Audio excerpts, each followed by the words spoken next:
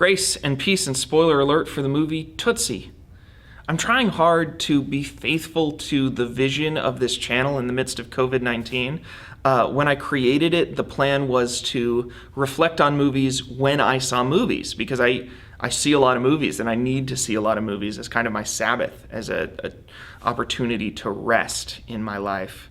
And in some ways, that's a problem now that COVID-19 has hit, and I have to kind of discipline myself not to see movies on purpose in order to reflect on them, and not to go and like, oh, this movie will like get me a lot of hits, because that's really not what it's about. I'm trying to make this a channel that grows on its own steam. I'm not using work hours to watch these movies and reflect on them, and so I'm trying to just reflect on the movies that I happen to see, because I wanted to see anyway. So my family had a movie night, and what we saw and what we picked was Tootsie, which is a strange movie. I was worried because a movie about a man who dresses up as a woman from the 80s, late 70s, early 80s, I'm not sure, doesn't seem like it would hold up in today's modern world. I thought, man, especially in terms of like movement and meaning, that's going to be a disaster.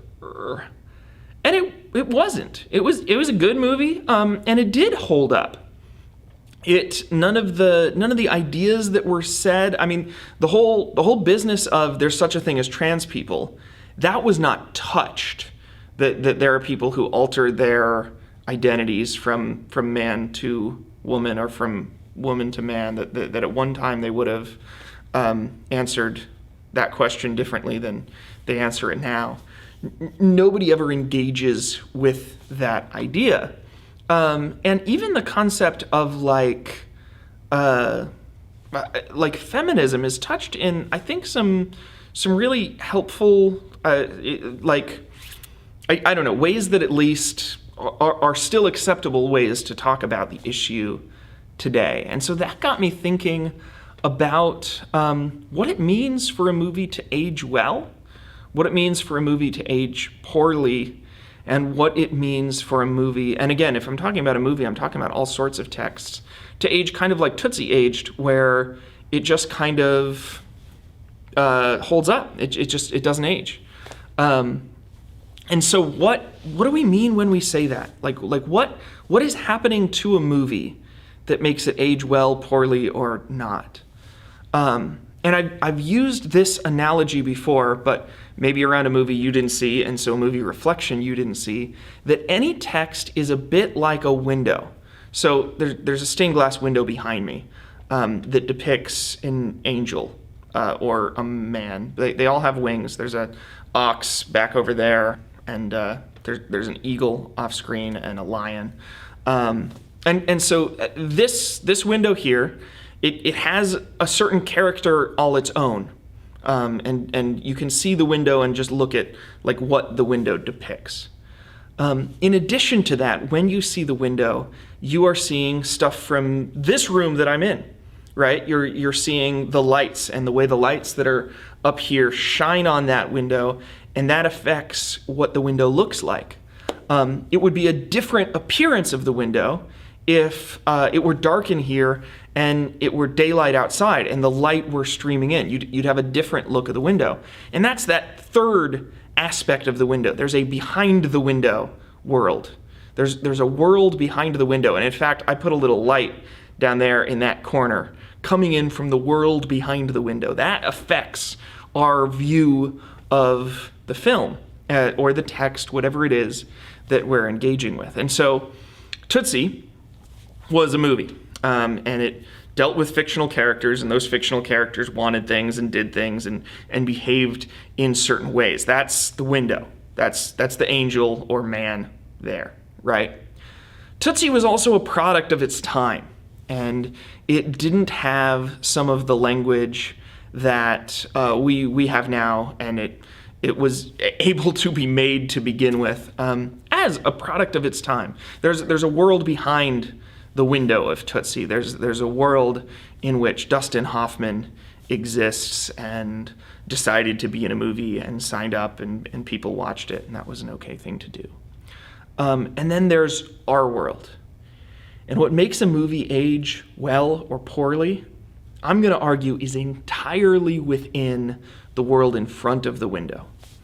One of the reasons why Star Wars is so great, and I love going back and watching a movie from the 1970s about space with really kind of aging special effects, is because of the way the world around Star Wars has grown, and the community has grown, and the fandom has grown and engaged and thought and discussed and played, and it's made that little movie into more than it was. There were some cheesy scenes in Star Wars, but you know what's great about cheesy scenes in Star Wars is that the fandom can all laugh about those cheesy scenes together and share them as a shared experience. And so those cheesy scenes become really enjoyable and some of my favorite scenes because of what existed, content in the movie that's not in the movie.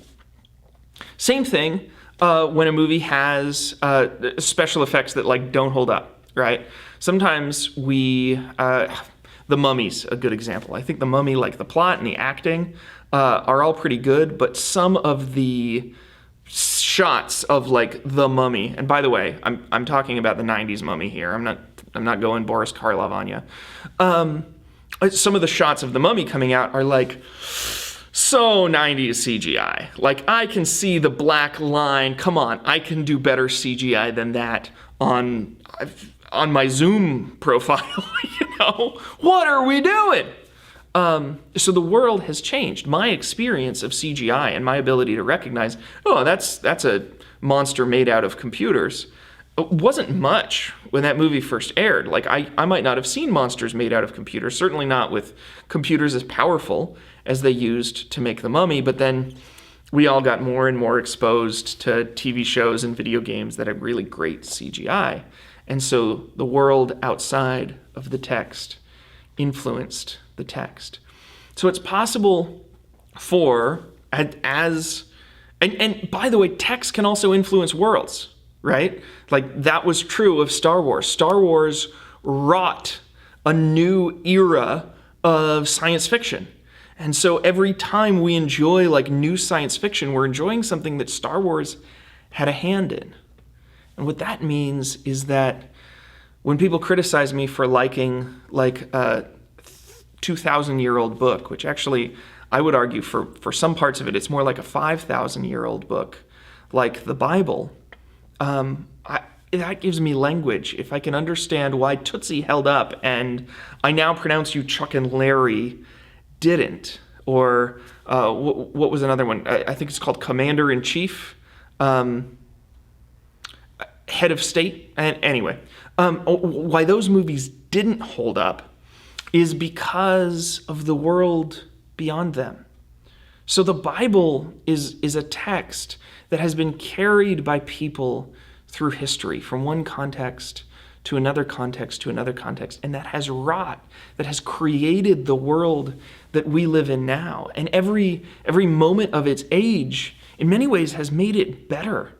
I mean, if you were one of the first hearers of the book of Revelation, if you were one of the first readers of the Codex of the Gospel of Mark, you would in some ways have some historical background that I don't have, and that would make some things come more alive to you. But you also wouldn't have the benefit of C.S. Lewis and his stunning take on that same story. You wouldn't have the history of Dietrich Bonhoeffer and of St. Francis of Assisi that add color and light and wisdom and imagination to all of these words.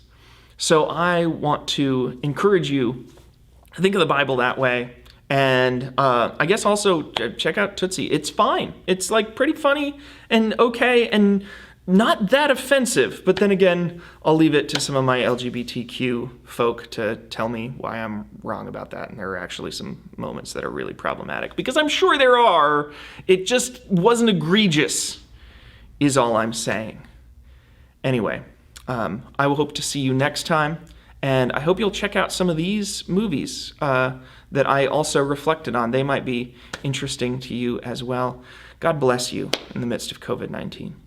Song 'twill be